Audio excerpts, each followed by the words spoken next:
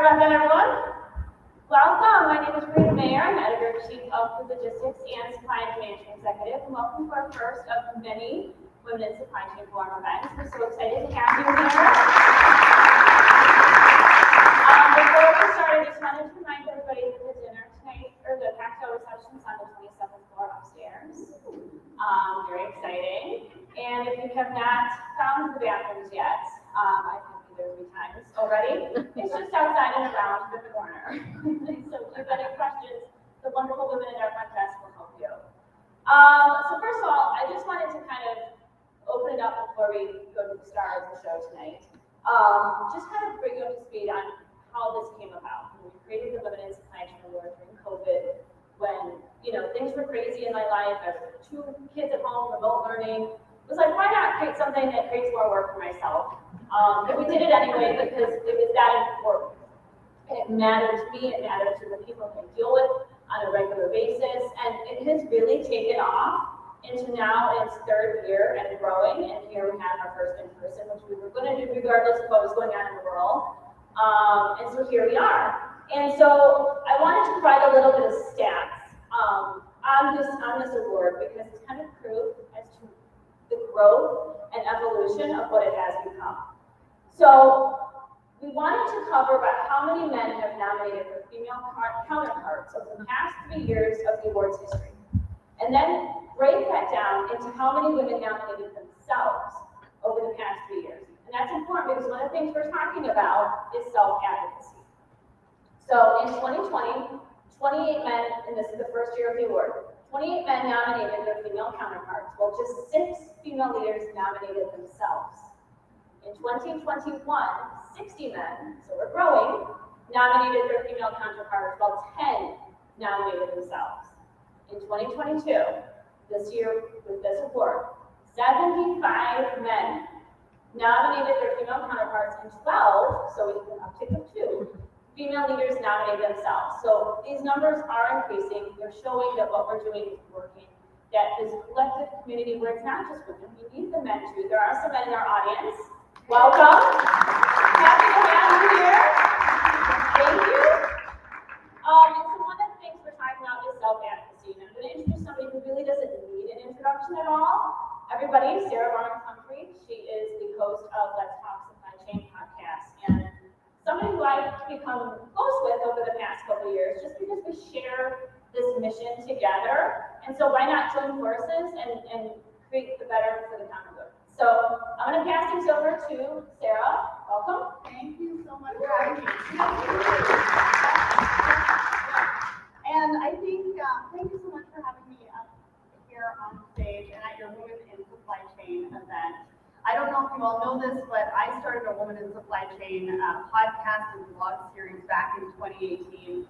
And it's really important, I think, and the reason why we're going to do the keynote the way that we're doing it tonight is that we support each other as women in supply chain. It's not just about me coming up here and telling my journey, it's also about Marina's journey. And it's also about how we support each other, and that's what we're doing tonight. We also want this event to be very much audience participation. So we're going to do that tonight. We're going to ask you guys some questions, and then at the end of this, we're also going to open it up to ask us anything. Not just ask me anything, but ask us anything. So get your questions ready, because we definitely want to make this interactive. We want this to be engaging. We want to have a little bit of fun. But to kick us off, I think we're going to start with our journeys. So I'm going to tell you a little bit about my journey in supply chain, and it started all the way back when I was 9 years old. So my parents owned a freight forwarding company, and some of you may have heard this story before, but they owned a freight forwarding company, and so we talked about supply chain and logistics at the dinner table. So I say that supply chain is in my blood because it really has been a part of the conversation since I was very, very, very young. When I was 16, I went to work at the family business, and I was filing. I think I was filing and answering phones and maybe sending faxes. Yes, I was sending faxes. I think I was still typing on a typewriter back in 2016. But anyways, that's besides the point. And so right after high school, I didn't know what I wanted to do, so I went straight to the family business. even after working for Summers, because I just loved what was happening in logistics and supply chain. So I started off as reception, and I worked my way up. So I worked in trucking. I did sales, I did door-to-door sales. My dad sent me to the worst places in Toronto to go and do door-to-door sales, and I'm surprised that I lived to tell about it, but anyway. And then I was in operations for 8 years, so I did imports, exports, customs, warehousing, you name it, I did everything. And all the while, I was also doing courses by correspondence.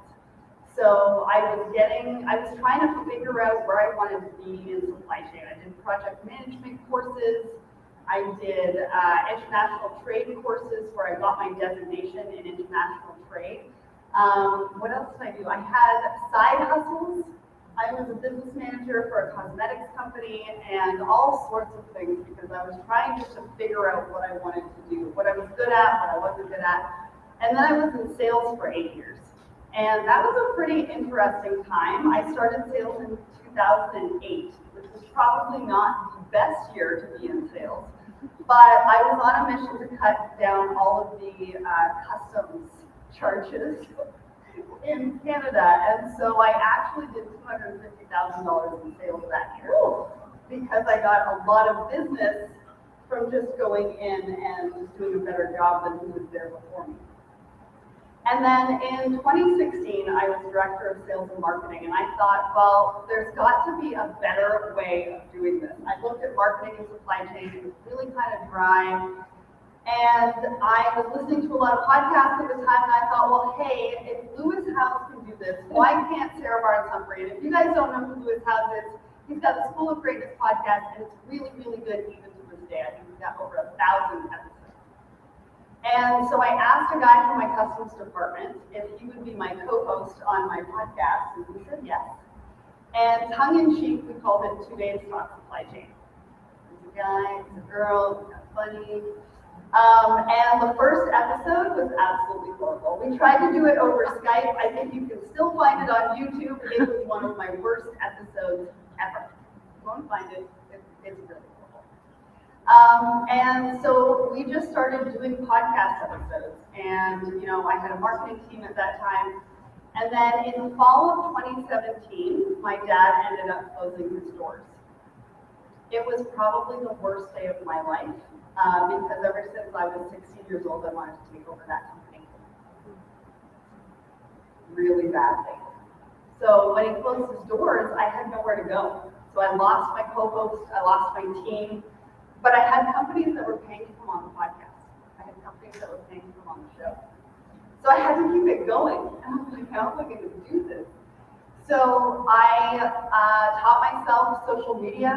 I taught myself website design, graphic design, and I just kept it going. And in January 2018, I started the Women in Supply Chain series. Not because of women empowerment, I just wanted to learn from every single one of you. I just wanted to hear your story. How did you get to the position that you're in? How did you get started? What did that look like? But by April 2018, no women would come on a show called 2 Days Talk Supply Chain. Yeah. So I rebranded it to Let's Talk Supply Chain, and I did that within a week, which I do not suggest anybody to do. That was the craziest week of my life. But the rest is history. So we have grown. I now have a team of 14 people. We do all sorts of things. We now have a second podcast called the Blended Podcast. And that's where I bring 5 different people from different walks of life together to talk about diversity and inclusion in the workplace. I wanted to, I think it was February 2020, I was like, it's got to be more than just gender. And so on my live show, I told everybody I was going to do something. And I had no idea what it was.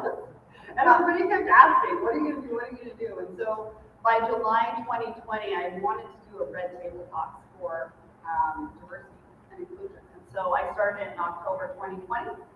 And then in October 2021, I wanted to do even more, and which is kind of crazy, kind of like you. Yeah, right. I stopped there, you know. And we started a nonprofit called the Blended Pledge. And so now we give away grants to diverse voices so they can say yes to speaking engagements to cover their travel expenses.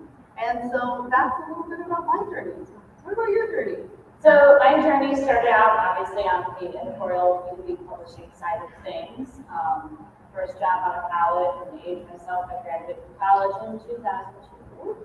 And so I remember covering an event, you're a journalist, they always give you the worst assignments possible, and you take it because that's how you work your way up.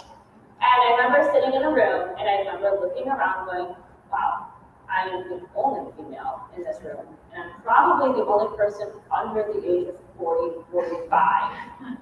So that was eye-opening. But then it became a reoccurring thing. I'd go to different press conferences and different events and different shows, trade shows even, all men, all up and down the aisles. There was no woman around. And I just remember thinking, if I'm going through this, I can't imagine it being just me. It has to be other places.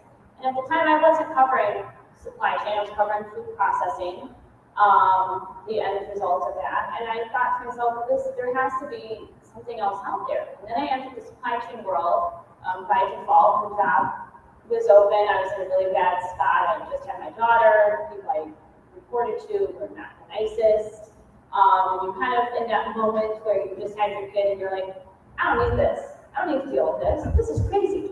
I need this job. I don't need you treating me that way.